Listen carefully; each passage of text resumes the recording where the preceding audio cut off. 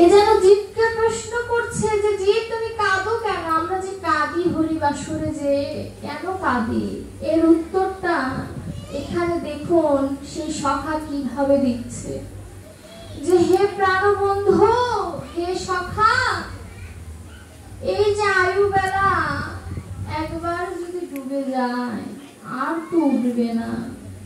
এই গগনের সূর্য যদি একবার নিভে যায়, যদি পশ্চিম আকাশে চলে যায়, আবার পূর্ব আকাশে আসবে। কিন্তু হে সখা, আজ যে আমি মাহির গৃহে চলে যাব,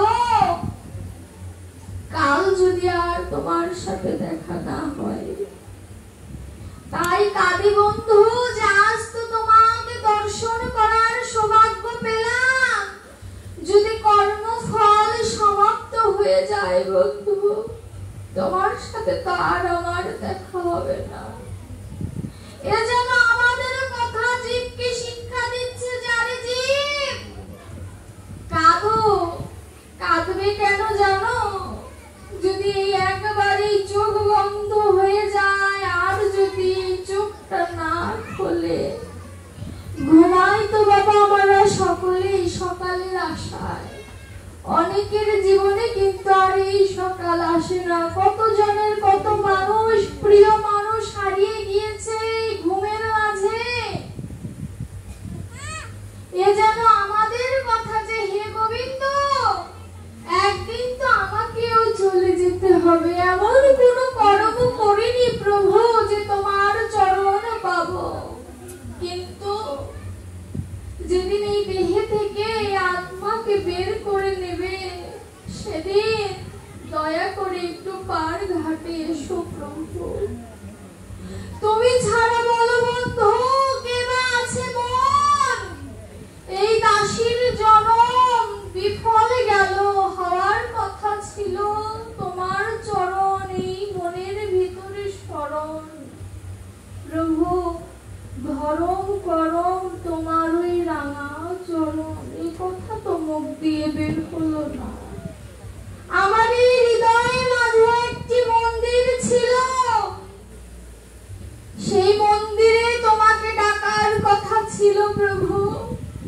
ব্রাহ্মণ কুলে জন্ম নিয়েছি প্রভু, কত পূজাই না ওই মন্দিরে করি, কিন্তু এই দেহের মধ্যে যে মন্দিরটা ছিল, সেই মন্দিরে তো একটি দিন পূজা অর্চনা করার মতো সৌভাগ্য আমার হলো না প্রভু।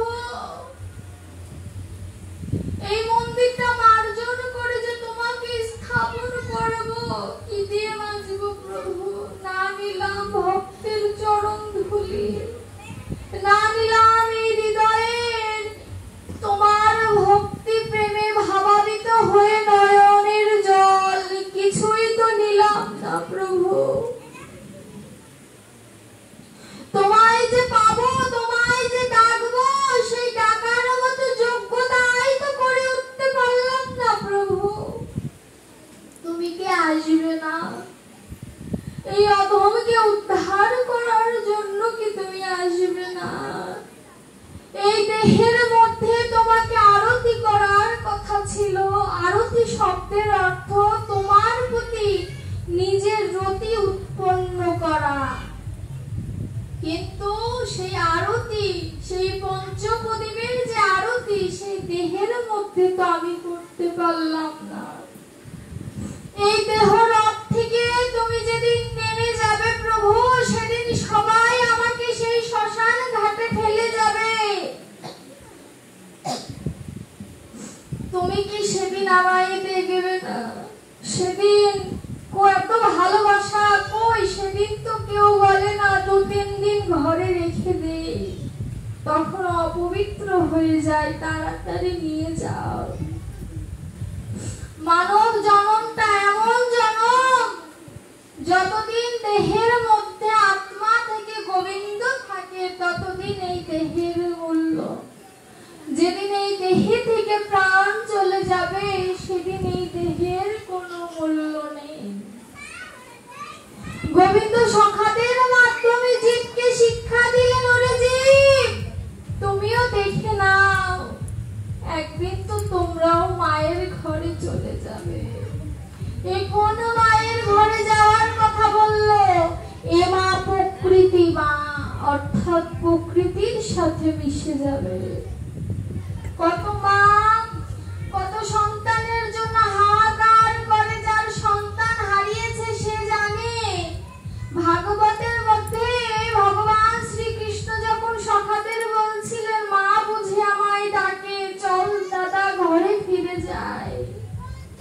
এই যে মায়ের ডাক গোবিন্দ শুনেছিলেন, এ কি যশোদা মায়ের ডাক? আমরা তো ভাবি যশোদা মায়ের ডাক। যশোদা মায়ের ডাক তিনি জীবকে শিক্ষা দেওয়ার জন্য বলেনি, ভিতরে ছিল প্রকৃতি মা আমায় ডাকছে, যেন জীবকে শিক্ষা দিচ্ছে। ভগবান শ্রীকৃষ্ণকেও প্রকৃতি ডাকছে। কেন ডাকছে? যে তুমি তোমার লীলা তাড়াতাড়ি করো, তোমাকেও একদিন যেতে হবে, গোলকে যেতে হবে, তুমিও তোমার লীলা তাড়াতাড়ি করো। ভগবান শ্রীকৃষ্ণ তার লীলার মধ্যে এমন এমন কিছু লীলা দেখিয়েছেন যা ভক্তকে বুঝিয়ে দেয় যে ভগবান ভক্তকে কত ভালোবাসে। ওই যে সুবল সখাকে কাঁধে নিলেন, কেন নিলেন? সেই চরণ তিনি পাবেন বলে। তিনি ভক্তকে এত ভালোবাসেন। এই যে আজ যে রথযাত্রা চলে, 56 প্রকার ভোগ হয়, তাই না বাবা? সেই 56 প্রকার ভোগের মধ্যে একটি ভোগ হচ্ছে পান্তা ভাত। ভগবান কিন্তু পান্তা ভাত অনেক পছন্দ করেন। আবার এর মধ্যে একটি আছে খিচুড়ি। ভগবান পান্তা ভাত পছন্দ করে কেন জানেন? ভগবানকে জগন্নাথকে পান্ডারা যখন নাচিয়ে নাচিয়ে রথে তোলে, এক বুড়ি মা বলছেন